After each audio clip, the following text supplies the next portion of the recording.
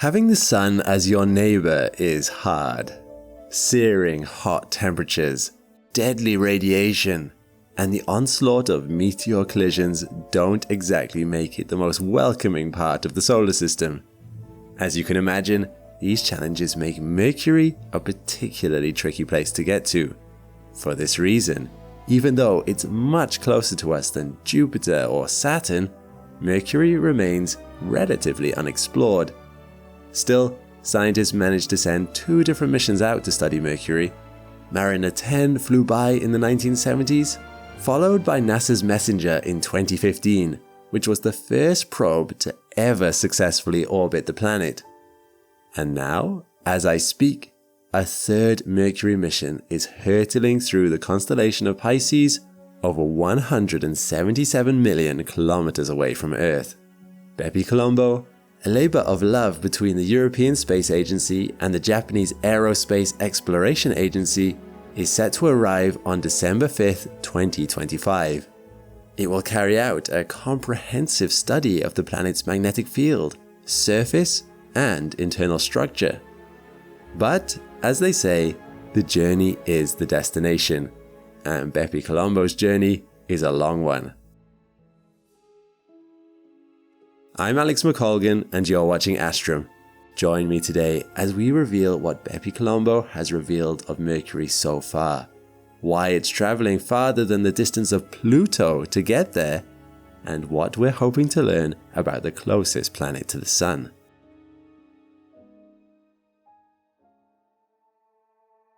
On October 20th, 2018, BepiColombo took off from the French Guiana Space Center, beginning its 7-year journey to Mercury. Its trajectory would take it around the Sun 18 times, including 9 planet flybys. The first was an extremely close flyby of Earth on April 10th, 2020. BepiColombo came within just 12,700 kilometers of our planet's surface, about the distance from Copenhagen to Santiago, Chile. Its journey will then take it on 2 flybys of Venus and 6 of Mercury, the last 3 of which are due to happen in September, December, and January of next year. In total, the mighty spacecraft will cover a distance of 8.5 billion kilometers. Taking such a long route was the only way BepiColombo could slow down enough before approaching Mercury's orbit. But why is slowing down so important? Well, if the spacecraft arrived with too much speed, it would swing right past the planet and get sucked into the Sun's powerful gravitational field instead. BepiColombo was designed to complement and deepen the findings of its predecessor, the Messenger probe. While BepiColombo carries many of the same instruments as Messenger did, it is equipped with higher caliber tools able to obtain larger ranges of data. Additionally, Messenger's orbit of Mercury was rather one-sided. Its periapsis was over the South Pole, meaning we have great detail and mapping of the Northern Hemisphere and almost non-existent data on the Southern Hemisphere. BepiColombo plans to rectify this by examining Mercury from an orbital angle more in line with the planet's equator. BepiColombo is a very unique spacecraft. It's made up of 3 component parts, 2 probes and a propulsion module, which were launched and traveled together in a united configuration known as the Mercury Cruise System. Run by ESA, the Mercury Planetary Orbiter, or MPO, will study the planet's surface and interior, while JAXA's Mercury Magnetosphere Orbiter, affectionately known as MEO, will study the planet's suspiciously low magnetic field that has baffled scientists for decades. The name of MEO was actually chosen by the Japanese general public. It means a waterway, and according to JAXA, it symbolizes the scientific milestones reached so far and wishes for safe travels to come. MEO and the MPO sit either side of an interplanetary propulsion unit called the Messenger Transfer Module. Stacking the different parts of the craft together like this means most, but not all, of the scientific instruments on board will be inoperative until BepiColombo settles into its orbit around Mercury. At that point, the MPO and MEO will will be jettisoned from the spacecraft and go their separate ways to study Mercury from different vantage points. But don't worry, there's still enough data being sent back to keep us entertained. Why don't we take a look back at how far this mission has come, what it's already taught us, and explore some of the amazing things it's seen along the way.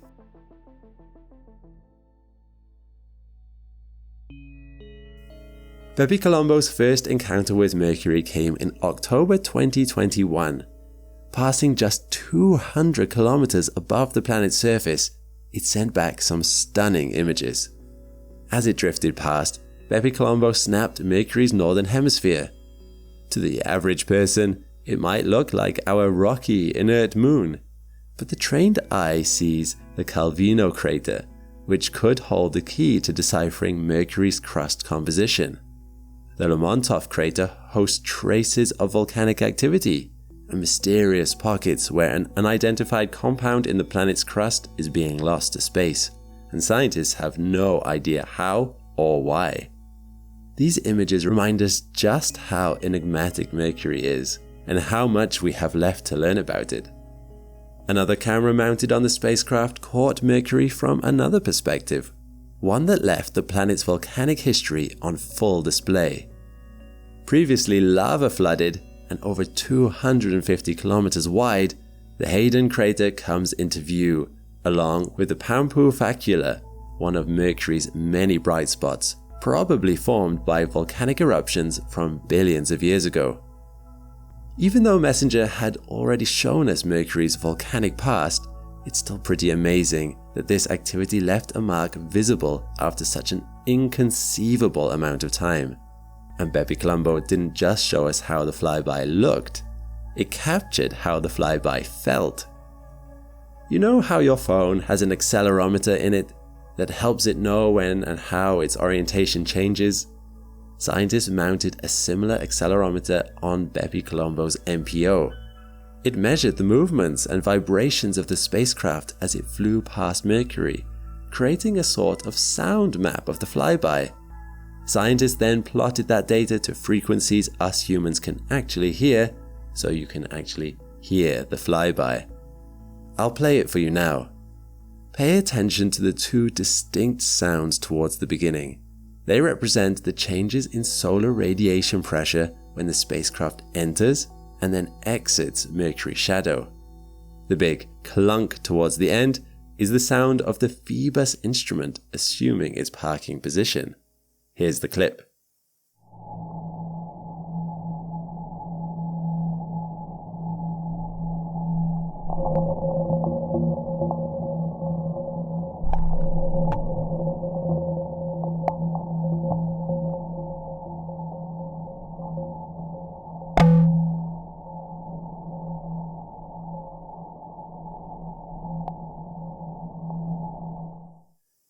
Pretty cool, right? I've got another one, and it's even better. BepiColombo captured magnetic field data during its flyby that was also later deciphered and sonified by scientists on the ground. This one is a little more abstract than the other, but we'll give it a go. You're going to hear two synthesizers at the same time. The first synthesizer changes pitch with the changing magnitude of the background magnetic field. A lower pitch means more intensity in the magnetic field. The second synthesizer changes pitch with the variations of the magnetic field magnitude. A more turbulent magnetic field is represented by a faster change in pitch. The dotted vertical line shows where the closest approach was. After the closest approach, you'll hear something that sounds like a DJ scratching a disc. Lots of fast changes in pitch. That right there marks when the spacecraft crosses the magnetosheath, where the magnetic field is highly turbulent. Let's have a listen.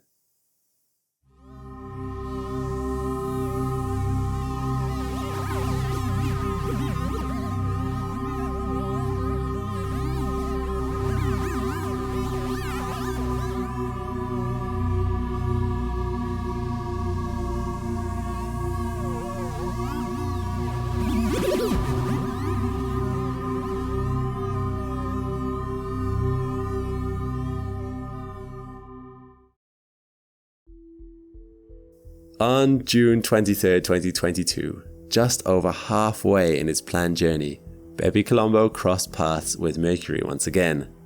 This time, the spacecraft turned its gaze towards Mercury's largest impact crater, Caloris Basin.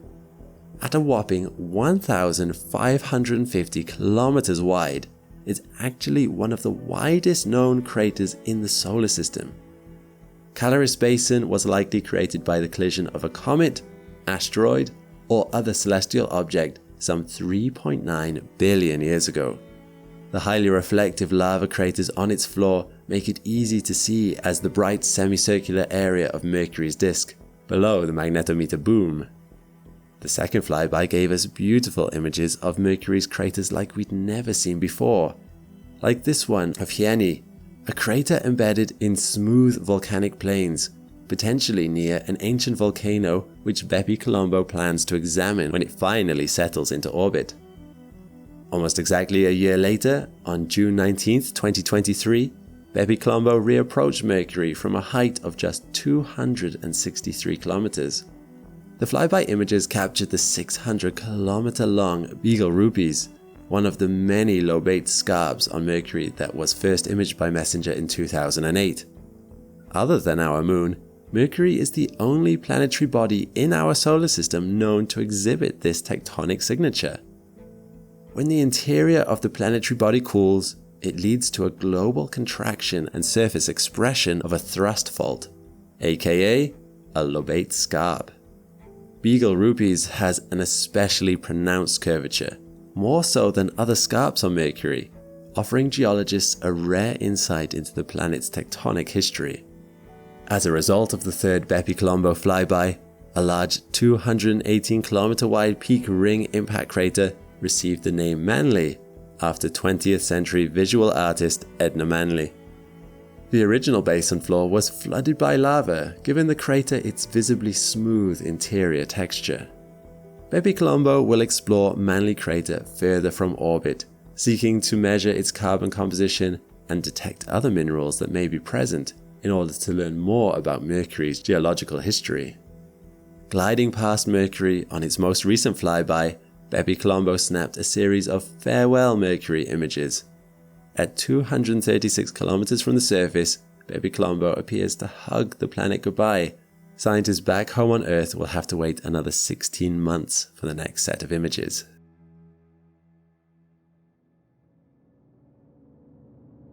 Now, these flybys are more than an indulgence for our senses. They also revealed important nuances of the planet's particle environment and magnetic boundaries. One of the instruments aboard the MPO probe is Phoebus, probing of Hermian exosphere by ultraviolet spectroscopy. Phoebus uses UV emission from Mercury's exosphere, the planet's outermost and only atmospheric layer, to determine its composition, structure, and interactions with the surface. It does this by detecting specific types of light emissions in the ultraviolet spectrum, ranging from 55 to 350 nanometers. By capturing these light emissions across the whole spectrum, it helps us figure out what the exosphere is made of and how its particles are spread out. As BepiColombo emerged from Mercury's shadow, Phoebus detected the presence of hydrogen and calcium, confirming earlier findings from Messenger that established the presence of calcium in the planet's exosphere, particularly around the equator and on its night side. Interestingly, this is the opposite of the distribution observed for sodium and potassium, which more readily concentrate around the poles. Once in orbit around Mercury, Phoebus will be able to send back much more detailed analysis of Mercury's exosphere, composition, and dynamics, including how it changes with location and time. Speaking of Messenger, back in its day, it discovered ice on Mercury's North Pole. BepiColombo will continue this legacy by continuing the search for ice in permanently shadowed regions of high latitude craters. As you might know, Mercury is the only planet in our solar system to have a magnetic field similar to Earth's. Thanks to its liquid iron core, Mercury exhibits a dynamo effect, which creates an innate magnetic field around the planet. However, Mercury's magnetic field is just 1.1% that of Earth's magnetic field, leaving scientists fascinated with how it's generated. One of the big goals of the BepiColombo mission is understanding this magnetic field better. So far, the only magnetic activity of the Northern Hemisphere has been mapped by NASA's MESSENGER mission. Scientists hope that BepiColombo will be able to shed light on the dynamics of the planet's magnetism in the Southern Hemisphere. This magnetic field is of great importance. By understanding it, scientists aim to shed light on Mercury's origins, its evolutionary journey, and the current state of the planet's interior. MPO and MEO will travel through different areas of Mercury's magnetosphere on different timescales, simultaneously measuring how the magnetic field changes over time and space, and its relationship to the powerful solar wind.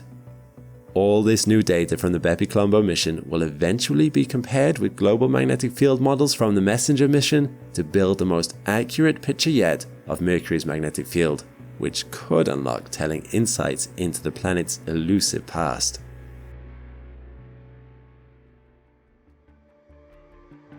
As we await BepiColombo's next flyby in September 2024, the journey to understanding Mercury continues. The spacecraft is gearing up for its next major maneuver, a prolonged solar electric propulsion thruster arc planned to begin in early August, and it should last until mid-September. Thruster arcs, along with strategic flybys, help BepiColombo brake against the enormous gravitational pull of the Sun. This is the only way to successfully insert into orbit around Mercury when the time comes. Once in orbit in December 2025, the real exploration begins. Mercury's heavily cratered surface records a 4.6 billion year history of asteroid and comet bombardment, which together with unique tectonic and volcanic curiosities will help scientists unlock the secrets of the planet's place in solar system evolution. BepiColombo is set to remain in orbit around Mercury for 1 year, and if all goes well, might get the green light for an extra year on the mission. Scientists hope to study the planet like never before, from its composition to its geophysics, its atmosphere and magnetosphere, both its history and the history of other inner planets like it, including Earth. Until then, we've got a few more flybys to look forward to, and the haunting pictures they're bound to capture for us Earthlings back home. Imagine yourself standing on the surface of Mercury, but not the Mercury you usually picture, not the scorched, sun-blasted daytime inferno. Instead, you're here during the planet's incredibly long night. The sun set weeks ago, and it won't rise for weeks more. Above you, the stars are stark and brilliant against a perfect black, untouched by atmosphere haze. The ground beneath your heavily insulated boots is rigid, radiating away the day's heat into the vacuum of space. It's a silent, desolate landscape. But tonight you've brought special equipment, not just for survival but for observation. You point a sensitive detector tuned to a specific wavelength of light towards the anti-solar point in the sky, the direction directly opposite where the sun lurks below the horizon. And you see it. Something faint, ethereal, almost unbelievable. Stretching away from the planet, reaching impossibly far into the blackness, is a ghostly, elongated glow. It's a whisper of light, invisible to the unaided human eye, a delicate structure millions of kilometers long, trailing behind this tiny, battered world like the train of a spectral gown. Mercury, the seemingly inert little rock closest to the sun, is doing something deeply strange in the dark. It's venting a tail into space. A tail made not of gas or dust in the way we usually think of comet tails, but of something far more specific and intriguing: sodium atoms. I'm McColgan, and you're watching Astrum.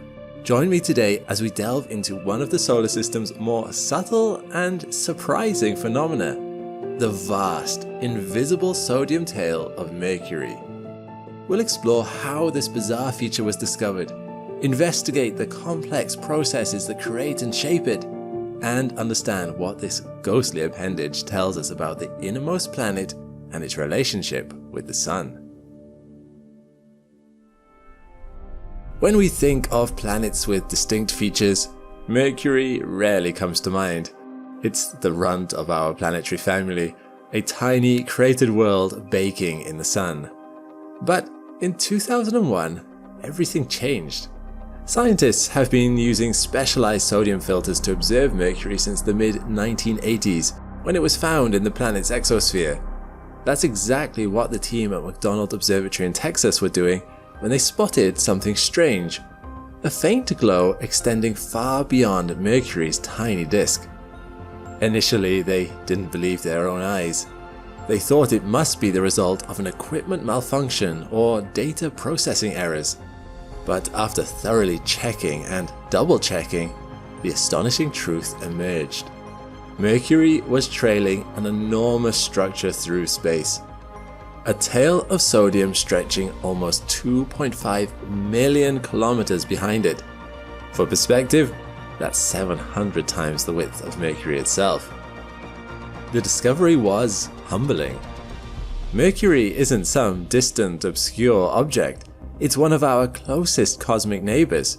We've been observing it since ancient times and even visited it in the 1970s and the 2000s thanks to NASA's Mariner 10 and Messenger spacecraft.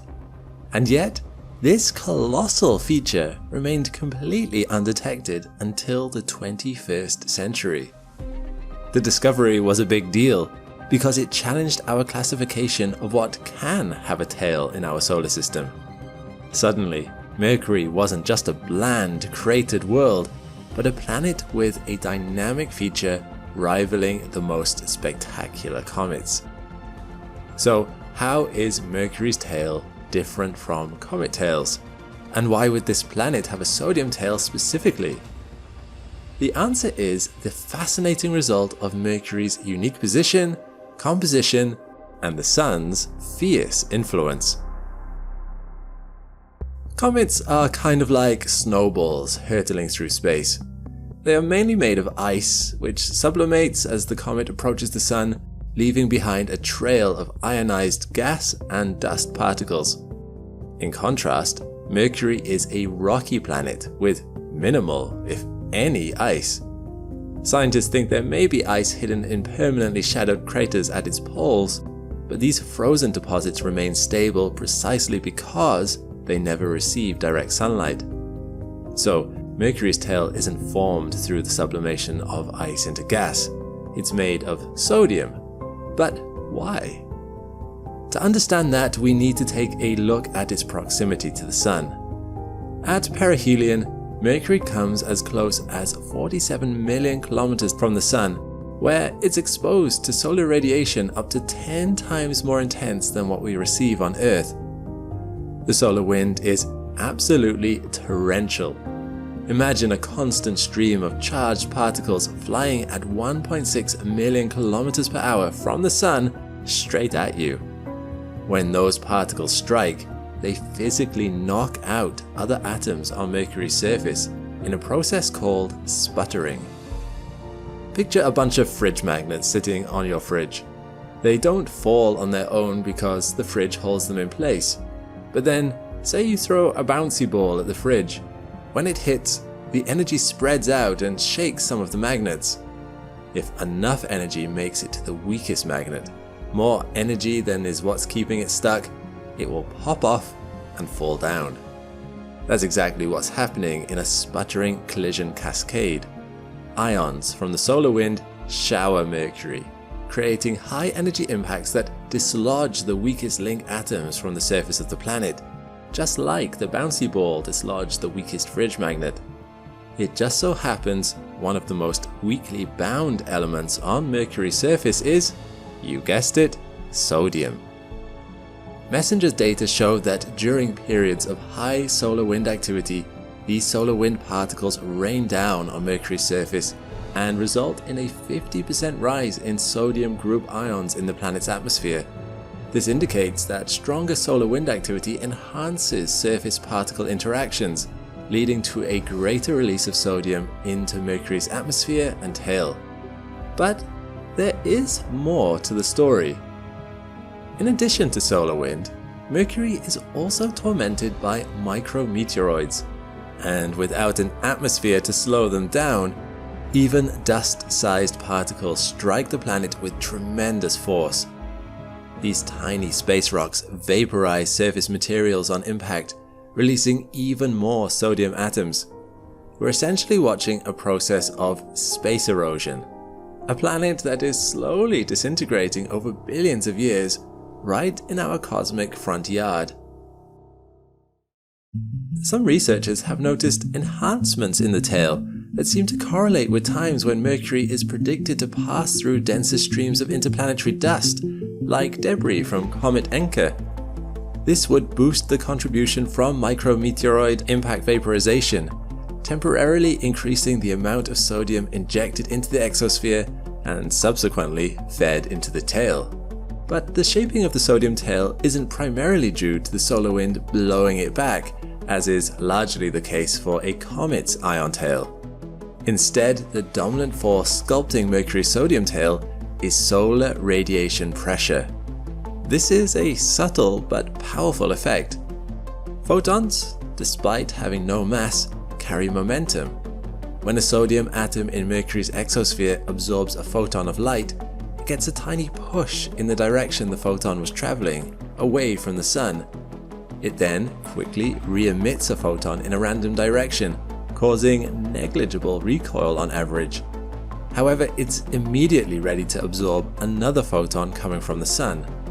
This continuous process of absorbing solar photons and receiving tiny, directed pushes effectively acts like a gentle but constant wind, pushing the sodium atoms away from the sun. Imagine countless tiny solar sails, each one a sodium atom, being persistently nudged by sunlight. This relentless pressure accelerates the atoms anti-sunward, overcoming Mercury's weak gravity and stretching them out into the vast, elongated tail structure observed from Earth. Because radiation pressure acts directly away from the sun, the tail reliably points in the anti-solar direction. But, as I mentioned, despite being so big, it's not actually visible to the naked eye. So how did scientists spot it? When sodium atoms absorb energy, they become excited, or their outermost electron jumps to a higher energy level. When this electron falls back to its ground state, it emits photons at a very specific wavelength, 589 nanometers. Light at this wavelength has a distinct color you've definitely seen before. It's the color of old streetlights. This process is happening constantly in Mercury's tail. However, the tail is hidden from the human eye and from standard telescopes. To reveal it, astronomers use specially designed filters called sodium D-line filters that isolate light at precisely 589 nanometers. These filters block all other wavelengths, allowing the faint glow of sodium to stand out against the black background of space. By deleting all other wavelengths of light, scientists were able to see the sodium tail. Mercury's sodium tail varies dramatically throughout its 80-day orbit around the Sun, which is highly elliptical. When Mercury reaches perihelion, the increased solar radiation dramatically intensifies the rate of sodium ejection from its surface. You might expect the tail to reach peak visibility at perihelion, since that's where the solar wind and radiation are strongest. However, it actually reaches peak 16 days later. Let me explain.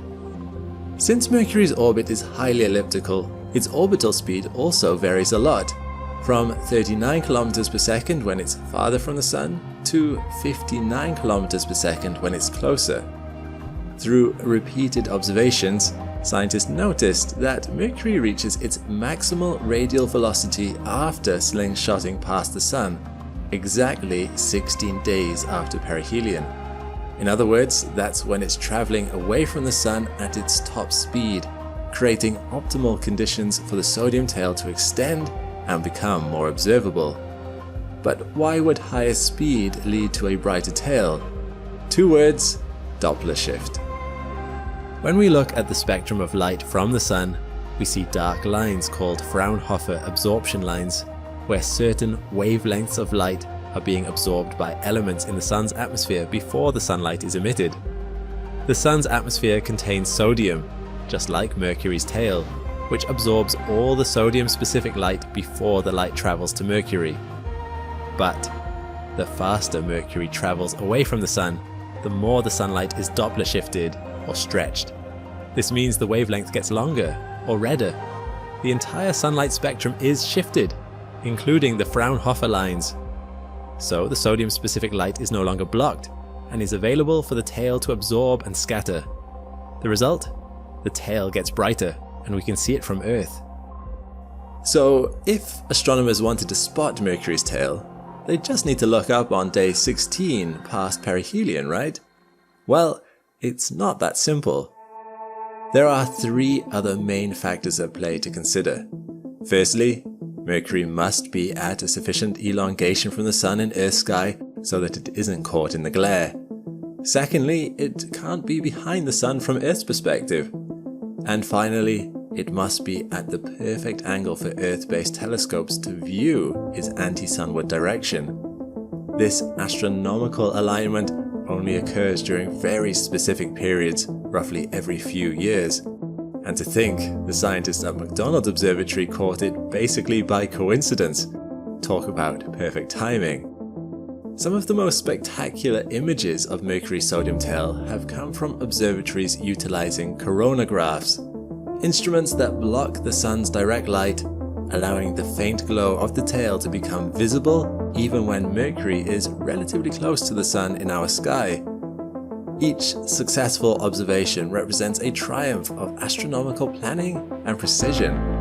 These rare glimpses show a dynamic that changes dramatically with Mercury's position relative to the Sun, stretching, shortening, brightening, and dimming in a cosmic dance governed by orbital mechanics and atomic physics.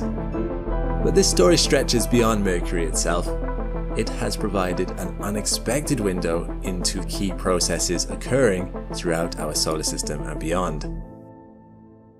Firstly, it gives us a glimpse into planetary evolution. While the current rate of surface material loss is too small to significantly alter Mercury in human timescales, over billions of years, this process could potentially affect its surface composition, gradually depleting sodium and other easily liberated elements. We could use this knowledge to infer what might have happened to older planets in other solar systems and understand their life cycle better. Secondly, and perhaps most excitingly, the discovery has profound implications for exoplanet research. Many star systems contain hot Jupiters, massive planets orbiting extremely close to their stars. If Mercury can generate a 2.5 million kilometer tail, these giants likely sport even more dramatic features, potentially shedding significant mass through similar mechanisms.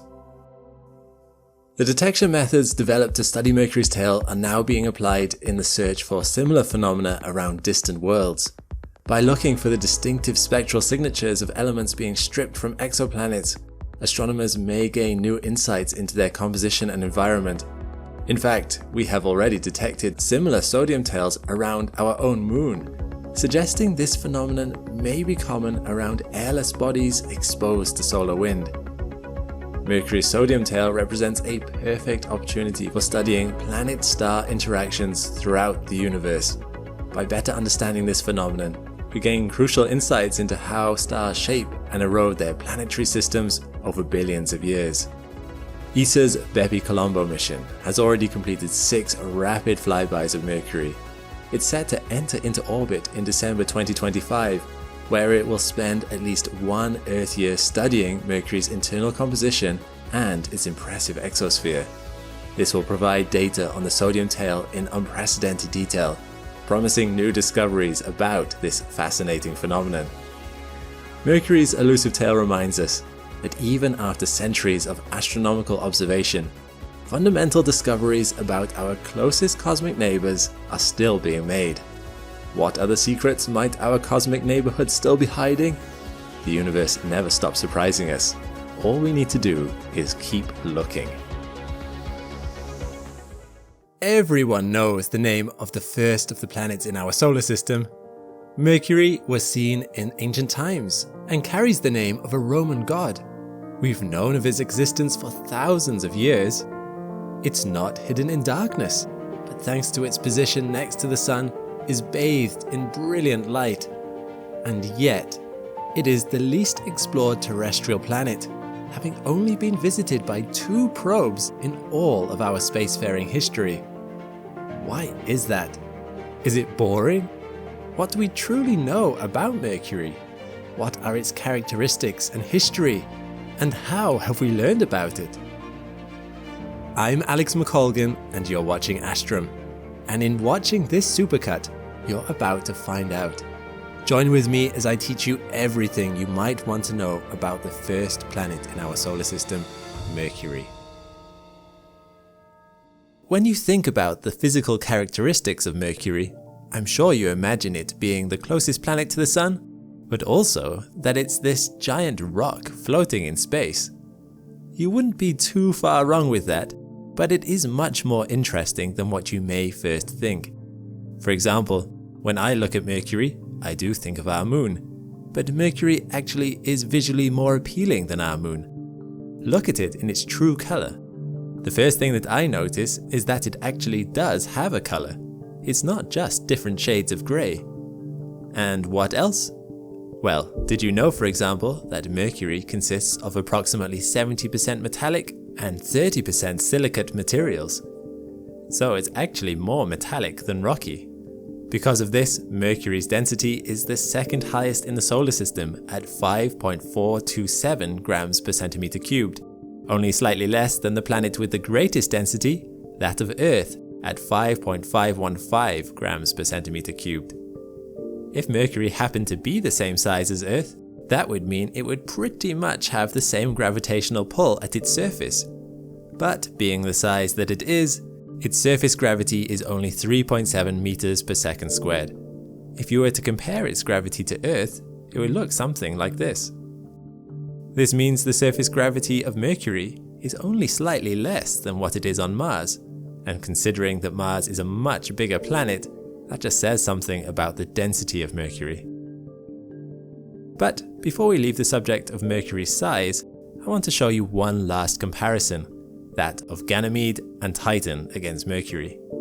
Now, Ganymede is the solar system's biggest moon, and also the biggest moon of Jupiter, while Titan is Saturn's biggest moon, and the second biggest moon in the solar system. These 2 giant moons are bigger than Mercury, as you can see here, but their masses are far less. If you look closely at Mercury's surface, you'll see its appearance is similar to that of our moon. It shows extensive mare-like plains and heavy cratering, indicating that it has been geologically inactive for billions of years. But it obviously was geologically active at one point, because one of the distinctive features of Mercury's surface is the presence of many narrow ridges extending up to several hundred kilometers in length. We'll talk more about these later. One of the most distinctive things you'll notice about Mercury is this huge crater on its surface called Caloris Basin, with a diameter of 1,550 kilometers. The impact that created Caloris Basin was so powerful, it caused lava eruptions and left a concentric ring over 2 kilometers tall surrounding the impact crater. At the antipode of Caloris Basin is a large region of unusually hilly terrain known as the Weird Terrain. If you compare this region to the rest of Mercury, you can see why it would have this name. So, what's it like on the surface of Mercury? Well, to start with, the surface temperature is hugely different all over. It can range from minus 173 degrees Celsius to over 400 degrees Celsius. It never rises above minus 93 degrees at the poles though, because there's no atmosphere retaining the heat. This means that there's quite a big difference between the equator and the poles, but this variation is also due to its orbit and rotation, which we will get back to later. The subsolar point reaches about 400 degrees, while on the dark side of the planet the temperatures are, on average, minus 163 degrees Celsius. Because Mercury is too small and hot for its gravity to retain any significant atmosphere over long periods of time, it's not able to retain any of the heat it gets from being so close to the Sun, which is why the dark side of the planet is so much colder than the side facing the Sun. Mercury, however, does have an exosphere, which is like an extremely thin atmospheric-like volume surrounding the planet. Molecules in an exosphere are gravitationally bound to a planet, but the density is so low that it can't behave like a gas because the molecules don't collide with each other. In this picture, you can see the MESSENGER probe's view of Mercury's exosphere. When solar wind hits the planet, it rips off certain atoms out of the exosphere, and what's left is this trail of atoms going into space. We call this the planet's tail, and every planet has this to a certain extent. Earth even does have an exosphere, but it starts at 600 kilometers above the surface. It's really the point where space and the atmosphere meet. Now, in the case of Mercury, this exosphere is not at all stable. Atoms are continuously lost and replenished from a variety of sources, which we'll discuss in more detail later. NASA has been able to confirm that craters at the North Pole of Mercury contain water ice. Mercury also has something which Mars lacks, an actual magnetosphere, or a magnetic field all around the planet. It is only about 1.1% as strong as Earth's, but it's still strong enough to deflect a lot of the solar wind around the planet. Mercury has the most eccentric orbit of all the planets, with a distance from the Sun ranging from 46 million kilometers to 70 million kilometers. Now, this is something a bit hard to imagine, but bear with me. Mercury takes about 88 Earth days to complete an orbit around the Sun. It also has a 3-2 spin-orbit resonance of the planet's rotation around its axis. This means it spins 3 times around its axis for every 2 times that it orbits around the Sun. It takes about 59 Earth days for Mercury to rotate on its axis once, which is what we call a sidereal day. By pure coincidence, this is almost exactly half its synodic period in respect to Earth, which is 116 days. So, between conjunctions of Earth and Mercury, Mercury rotates on its axis exactly twice. Historically, there was a big problem with that. Because of this coincidence, we believed that Mercury was tidally locked to the Sun for the longest time. You see, Mercury orbits closely around the Sun, meaning it was always tricky for astronomers to get a good look at it for most of its year. When it finally got in a good viewing angle from our perspective, we'd have a look at the face of the planet. 118 days later, we'd have another look during this prime observation alignment, and see the same face again. So to them, it showed that Mercury was tidally locked to the Sun. What astronomers didn't realize is that Mercury had rotated exactly twice on its axis during this time. It wasn't until radar observations of the planet that we found out that it does rotate slightly faster than it orbits. This 3-2 orbital resonance means that if you were actually standing on Mercury, it would appear that one day, from sunrise to sunrise, or what is called a solar day, is 2 Mercurian years. Standing on Mercury, that would look something like this. You would see the Sun rise relatively fast, and then as it approaches midday, it slows down and even starts going backwards before continuing on again to sunset. As you can see, that took a whole year, which means a nighttime on Mercury also takes a year. The Sun starts going backwards in the sky because approximately 4 Earth days before perihelion, the speed in which Mercury travels along its orbit equals the speed in which it's rotating.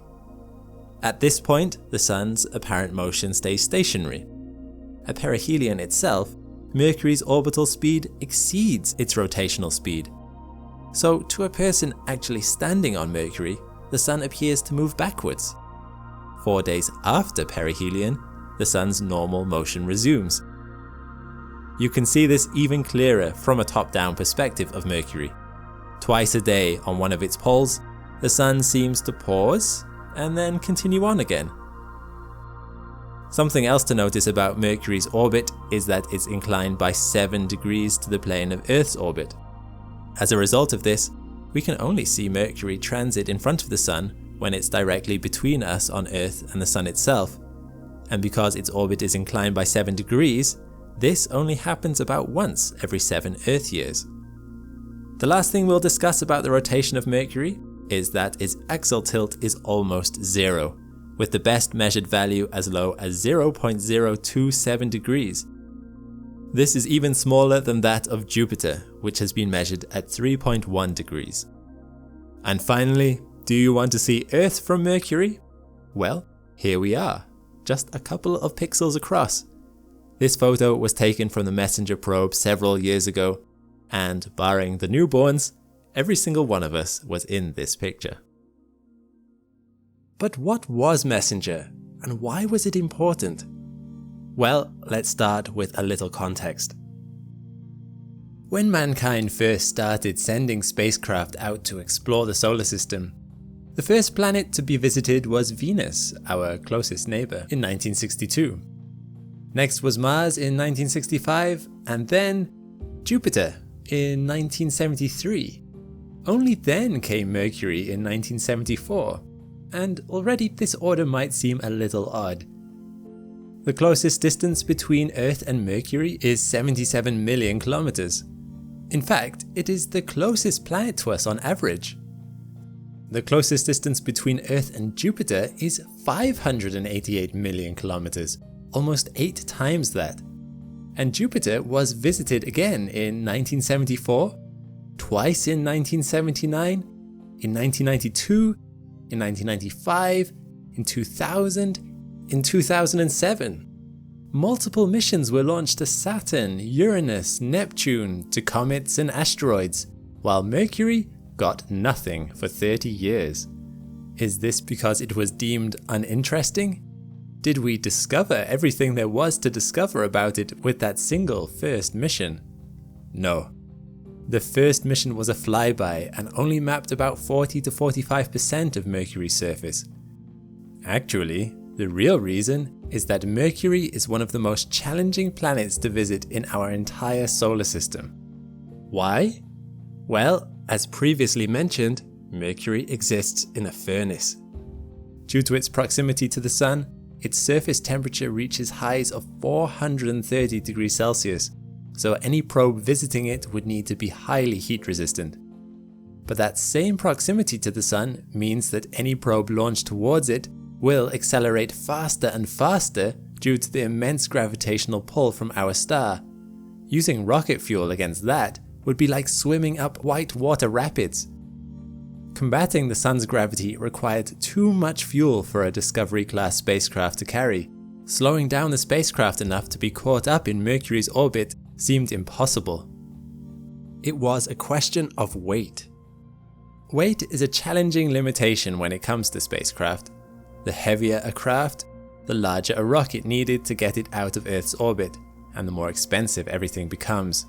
Scientists try to keep everything as light as possible to reduce this cost. As fuel takes up precious weight allocations that could go towards scientific instruments, scientists try to only take what is necessary to help them complete their journey. However, for about 30 years, scientists could think of no way to put enough fuel on a probe to get it to slow down enough to enter Mercury's orbit, especially if they wanted scientific equipment on board too. So, after the success of Mariner 10's flyby missions of Mercury in 1974 to 1975, Mercury exploration was put on hold. But in 1985, an orbital mechanics expert named Chen Wanyan realized that there was a way of getting a probe into orbit around Mercury that didn't need new technology.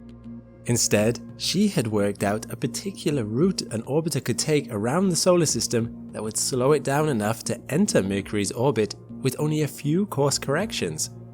Rather than going straight to Mercury, the orbiter would need to go a longer way. How long? Under Chen Wanyan's model, a craft would orbit the Sun about 15 times, flying past the Earth once, Venus twice, and Mercury 3 times before finally slowing down enough to enter its orbit on the 4th pass. All these planetary flybys would be essential. By skimming the planet's atmospheres, vital speed could be shaved off from atmospheric drag and due to the gravity of the planets. The entire route would cover a mammoth 7.9 billion kilometers and would take 6.5 years. Chen Wanyan's findings were not immediately picked up, but in 1998 NASA began to take an interest in the idea, and after seeing the feasibility of the route, they launched the Messenger probe in 2004. Messenger, or the Mercury Surface, Space Environment, Geochemistry and Ranging Probe, was only about 1.8 meters long and 1.3 meters wide, and weighed 1,100 kilograms. This is small and light for a typical NASA mission. Just a comparison, Juno is 20 meters long. Messenger came equipped with a powerful thruster, a ceramic heat shield to protect it from the sun, 2 solar panels, and a whole suite of scientific equipment for imaging and measuring data from Mercury. Scientists hoped to take advantage of this opportunity to learn as much as they could about the chemical composition of Mercury's surface, its geological history, its magnetic field, and its core, among other things. Messenger spent its first year in space making one orbit around the Sun before meeting back up again with Earth. This gave scientists a chance to test its equipment on a known astronomical body, to make sure there weren't any errors and to make any adjustments as needed. Messenger took some photos of Earth and the Moon, and also tested its other equipment to take readings of our atmosphere and magnetosphere. Fortunately, everything was working perfectly. As it began to head further sunward, Messenger employed a clever technique to help reduce its acceleration towards the Sun. It used its solar panels to catch solar radiation, like sails on a ship might catch wind. Solar radiation hitting an object actually pushes it very slightly, while this force is very tiny. Because Messenger's journey was so long, it really added up.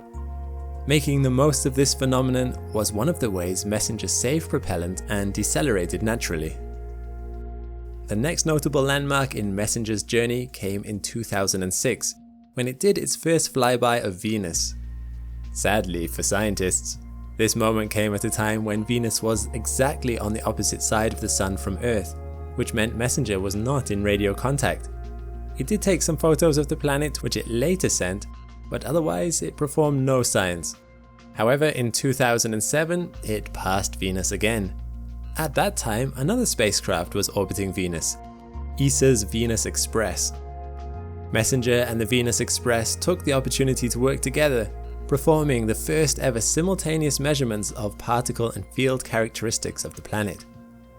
But then it was on to the main event, Mercury. Messenger made its first flyby of Mercury on the 14th of January 2008, with everything going smoothly. The same was true of the second flyby. But during the third flyby in 2009, something went wrong.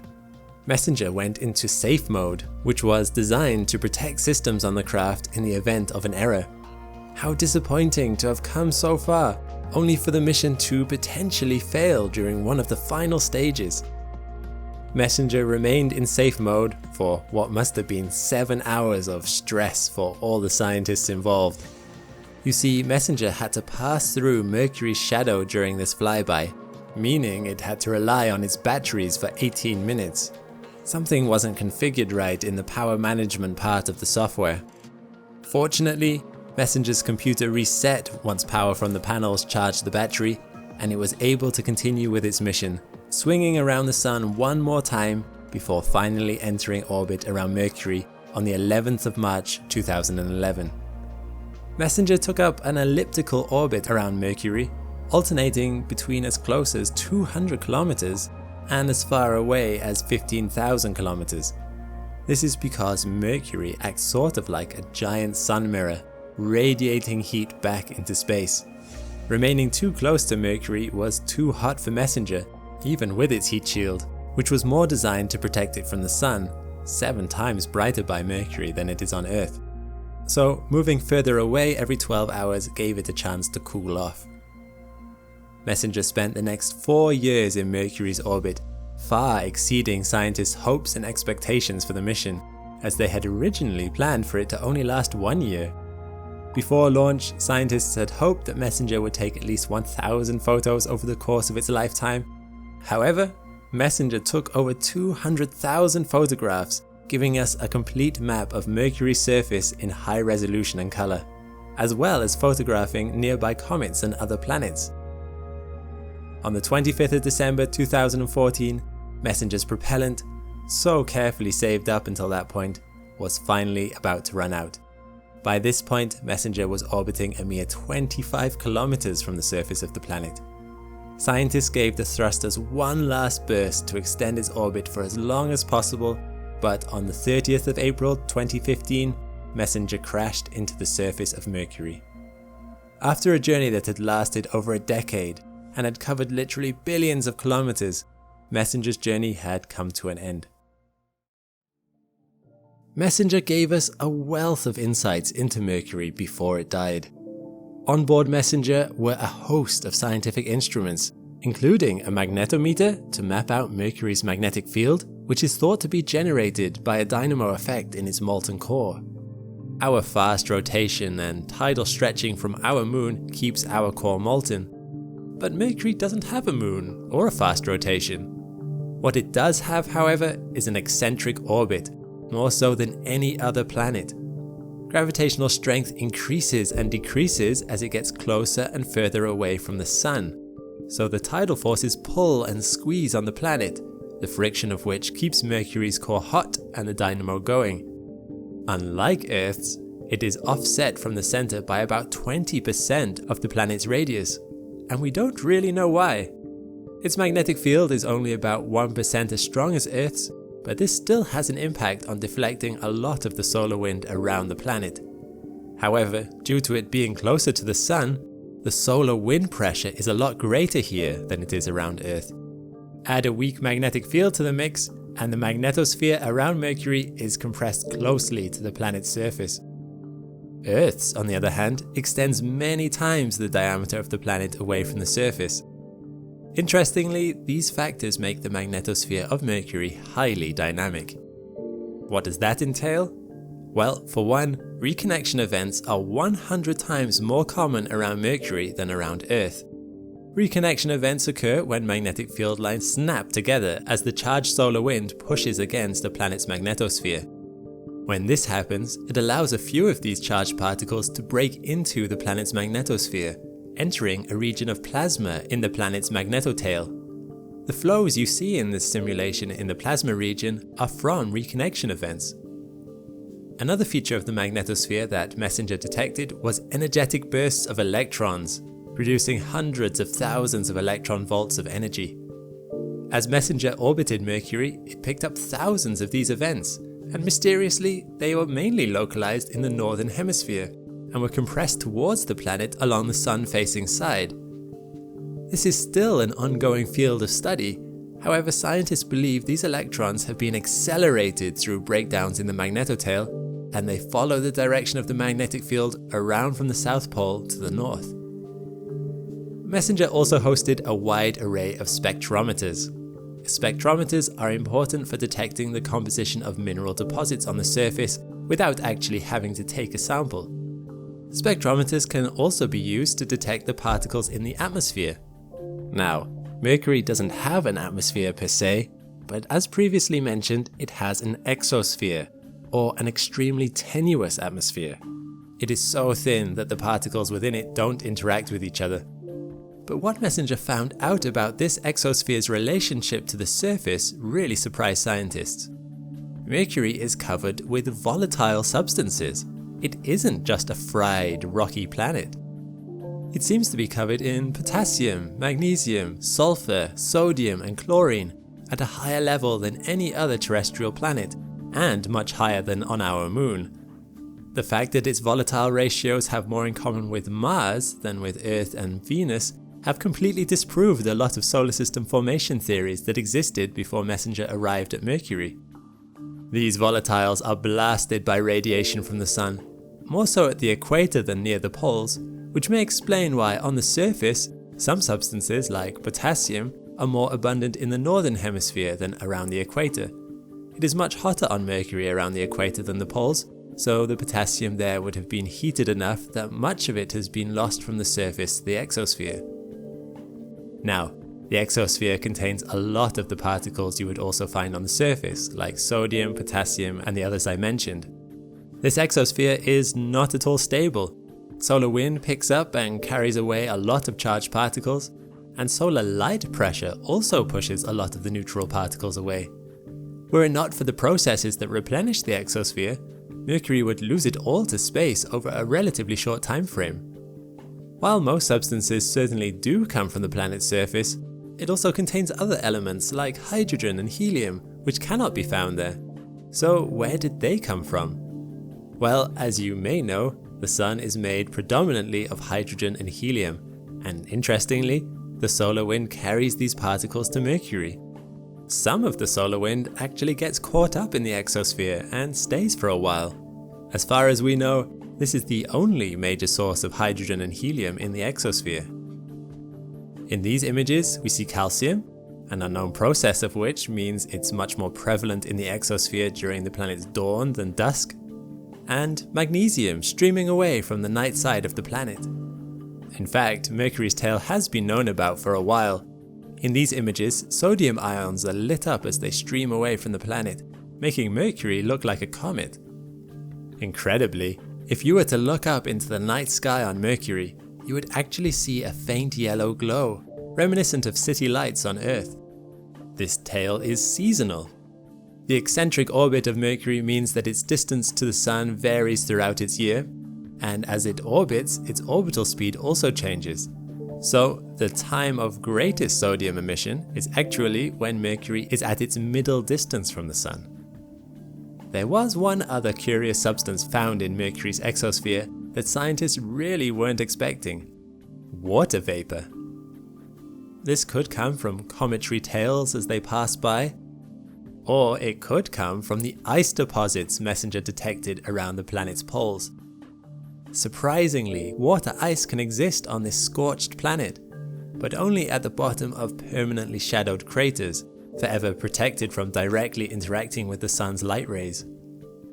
The Earth-based Arecibo radio telescope had already detected highly reflective regions around the poles, and as images from Messenger came in, these regions matched up with regions of permanent shadow at the bottom of large craters. Estimates put the amount of water ice found on Mercury at 250,000,000 kilograms.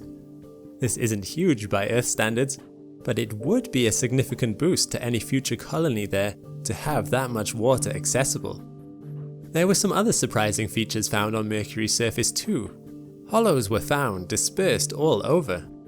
This is a unique feature to Mercury. While we aren't completely sure what causes them, they may be volatile substances sublimating, and they are unique to Mercury simply due to the proximity of Mercury to the Sun. They seem to be an active geological process, apparently some of the youngest features on the planet, and they are certainly not the result of meteor impacts. There is much more going on Mercury's surface. Ancient dried up lava flows, evidence of volcanic activity, craters from massive asteroid strikes that warmed its surface, and surprisingly, the thin scarps that were evidence of its gradual cooling. These scarps show that Mercury is contracting, and from Messenger's data, Mercury has contracted by over 14 kilometers in diameter since its formation, a lot more than was expected. All these findings have thrilled scientists. Yet even though we would barely know anything about Mercury were it not for Messenger, somehow this mission isn't that well known among the general public. Perhaps ESA's BepiColombo mission, already on its way to Mercury right now, will better capture the public's imagination when it arrives in 2025. Let's go back to when the planet was warmer. So warm, in fact, that it becomes necessary to ask an important question. What happens when a planet melts? For Mercury, this is no idle question. At the risk of it being understated, Mercury is a very hot planet. With daytime temperatures reaching an incredible 430 degrees Celsius, the temperature of some wood-burning fires, the rocks and dust on Mercury's surface bake beneath a blistering heat that pushes them towards their limits. It's not the hottest planet in the solar system. That honor goes to Venus, thanks to its thick atmosphere, but it's certainly up there. The Mercury we know today has actually cooled considerably over the years. There is ice at its polar caps, and we discussed the signs on its surface that show it has contracted over time as its interior became colder. So, what was it like back then? When rock is sufficiently heated, its solid structure breaks down and it turns into the gloopy, viscous liquid known as magma, with a viscosity, or runniness, 10,000 or 100,000 more viscous than water. For a point of reference, this is similar viscosity to tomato ketchup, although I would not recommend putting this on your food. Depending on the rock type, magma forms at temperatures of at least 600 degrees Celsius, but potentially as high as 1300 degrees Celsius. So, for Mercury to have begun to melt, we know that it must have reached at least these temperatures. In spite of being much less runny than water, lava can still travel for great distances before stopping. This is because once the surface of lava hardens, it forms an insulating layer that keeps the rest of the lava within protected so it can flow freely. How do we know this happened on Mercury? The clues can be found in craters like Radit-Tladi. Scientists estimate that Radit-Tladi is a relatively young crater, likely under 1 billion years old, with well-preserved walls and a floor relatively clear of other later impacts. It's large, over 25 kilometers in diameter. Notice how rough the hills are around the crater, and yet inside is a smooth plain. This is no coincidence. Originally, the terrain inside Radit-Tladi was likely about as rugged as the hills around it. So why is it so smooth now? The answer is lava. When lava is left on its own, it will try to form the flattest surface possible, just like water does if you put it in a bowl, as it is dragged down under the effects of gravity. The same happened here. An asteroid crashed into the planet's surface, and the crater quickly filled with lava. Once the lava cooled, it formed the smooth plain you see here. But where did this lava come from? There are two theories. The first is that the impact of the meteor triggered a creeping volcanic eruption, as magma from beneath the surface rose up through the cracks to fill the basin. The second explanation is that the surface within the crater got so hot due to the impact of the meteor that it pushed the already hot rock crust over the tipping point into melting. This kind of lava is known as impact melt. The true explanation is likely a combination of both. Now that we know that smoothness is a sign of lava flow, we suddenly realize that there are numerous other craters on Mercury that similarly must have been filled with lava. Just look at Rustaveli, where crags of mountain can be seen poking up through the smooth lava layer. Or Copland, Polygnotus, or Rachmaninov. Rachmaninov is particularly interesting, as here you can see the strong indicators of lava bubbling up through from beneath the surface to the center of the crater. Take a look at the strange, crinkled cracks forming a rough circle inside the central crater. Such craters are a signal that a slower outpouring of magma pushed up from beneath the surface, breaking the plane, then pushing up, and then cooling again under the effects of Mercury's fluctuating temperature. Here, and in many of these impact craters, the collisions from space triggered deep volcanic activity from within Mercury's shell. But lava didn't just flow within the craters. Let's look at the valley known as Angkor Vallis. Here you can see clear signs of smooth lava flow, but this time moving like a river. The lava traveled from high to low ground until it eventually poured into the basin next to it.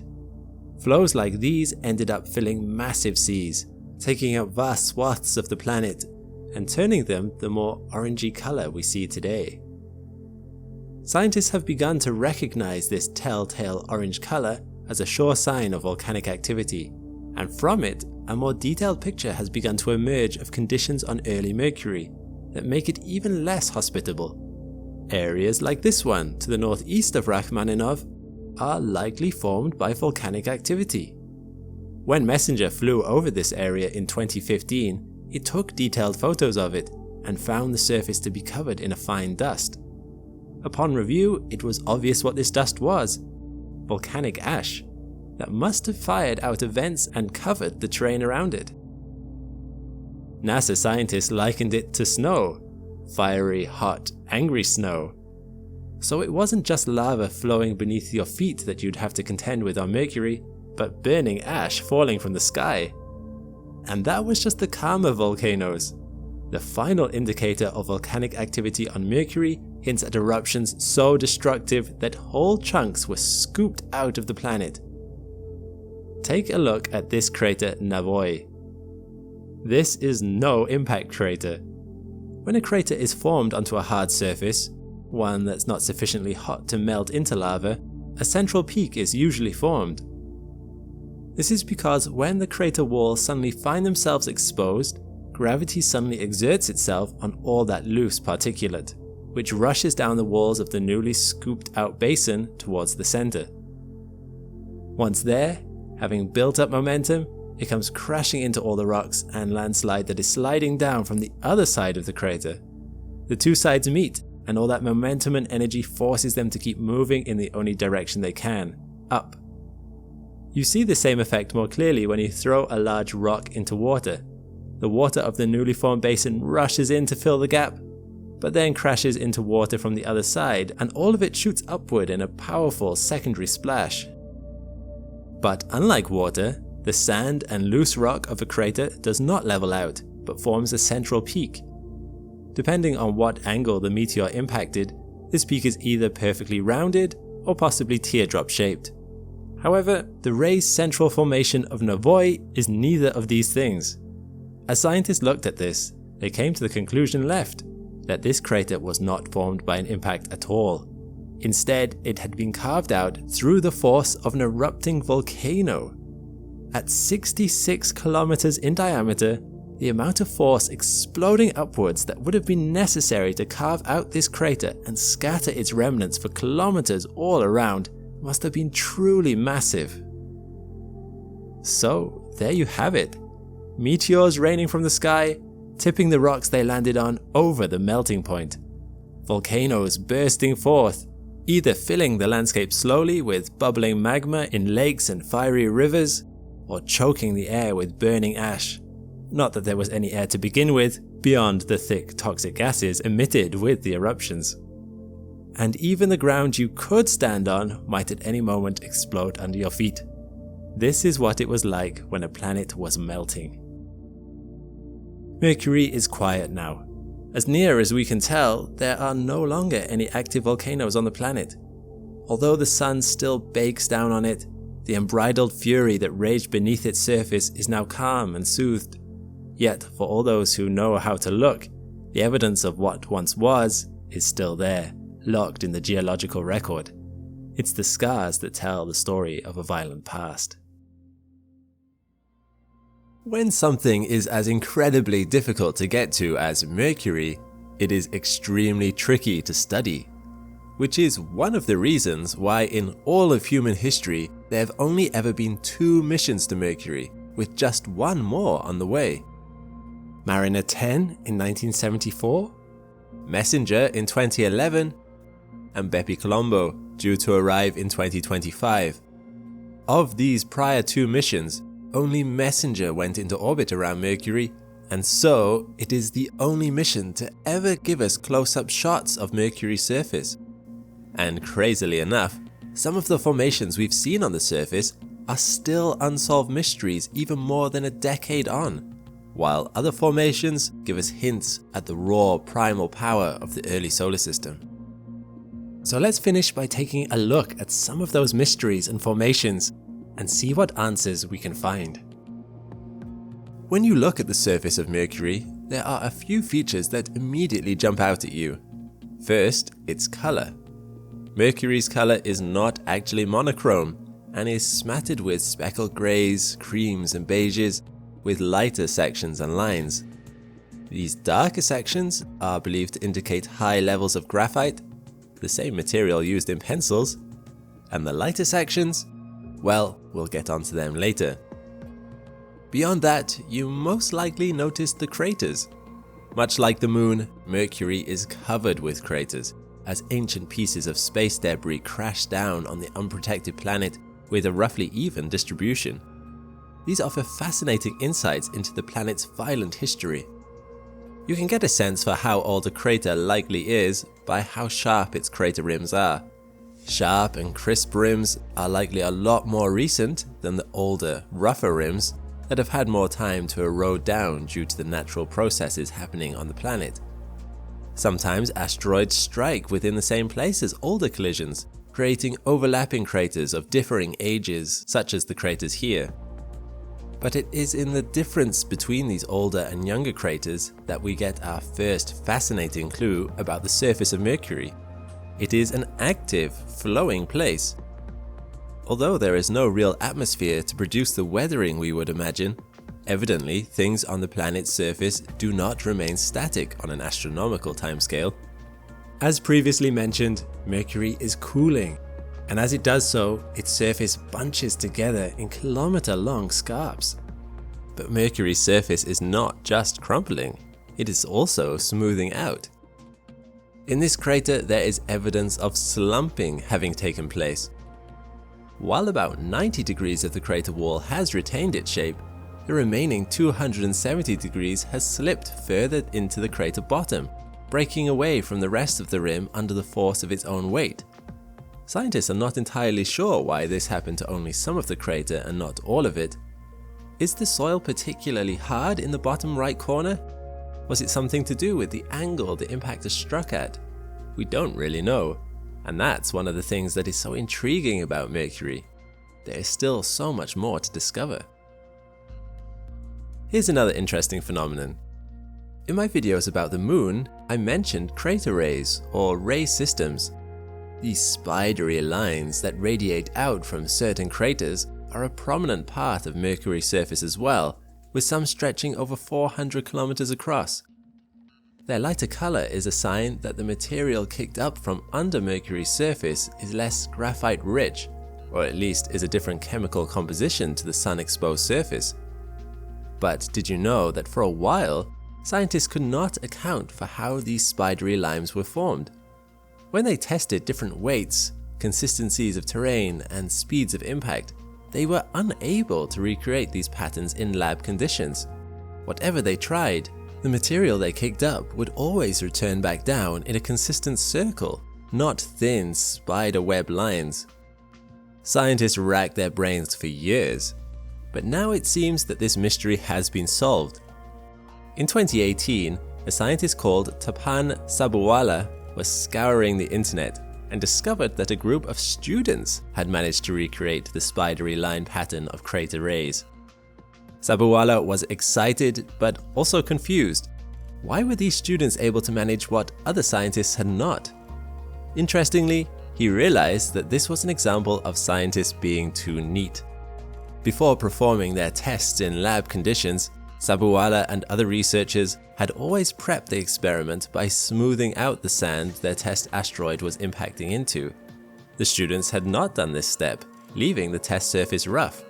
This made sense in hindsight, as it more closely mimics the rough terrain on the surface of an alien planet. And as it turns out, this was the entire key to know how these rays were formed. Crater rays do not care about the speed of the impact, the angle, or the composition of the crust. They only care about the surface shape and how rough it is. Knowing that this is how these lines are formed, it really opens your eyes to the scope of some of the impacts that have struck Mercury in its past. Remember I mentioned how some of these ray systems stretch over 400 kilometers? That was just the smaller ones. Look at the ray system originating from the crater known as Hokusai. These rays must have been created from an incredible impact, as their lines stretch almost entirely around Mercury's surface, which, by the way, has a circumference of 15,000 kilometers. And although not quite as large, the ray system of the crater Debussy covers over 1,000 kilometers. While the Moon also has ray systems, they are usually smaller than these.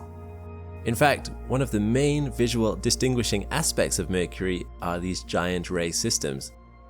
These show us that one of the formative processes that explain Mercury's unique surface is incredibly powerful bombardments.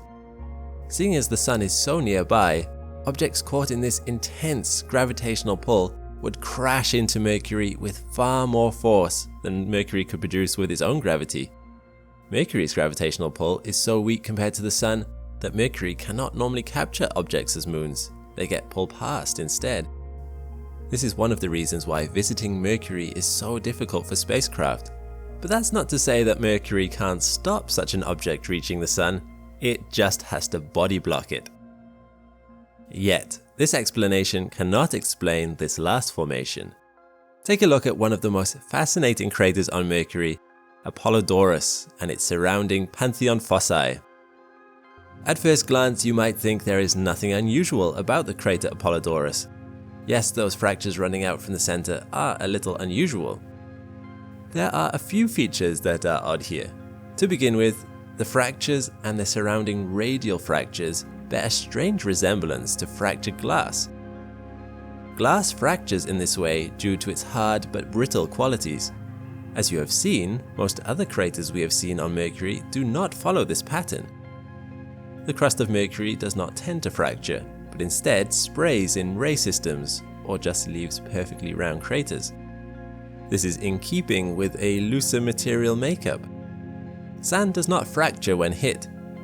We do not see this fracturing anywhere else on the planet either, so something unusual is clearly happening here. Was the surface of Mercury particularly cold and hard when this impact occurred, thus making it more brittle? Mercury's nights can get as cold as -180 degrees Celsius. But if that was so, why has this not happened in other places? About half the impact should be hitting Mercury's night side at least. When we take a closer look at Apollodorus, the crater you might assume is the cause of the fractures, we notice something even stranger. Apollodorus is not quite the epicenter. While it's pretty close, it doesn't actually line up. This might suggest that Apollodorus and the spidery fractures of the Pantheon fossae are actually unrelated. Whatever caused this phenomenon may have happened only to be later hit by an asteroid near to, but not on, its epicenter. But if that's so, what caused Pantheon fossae?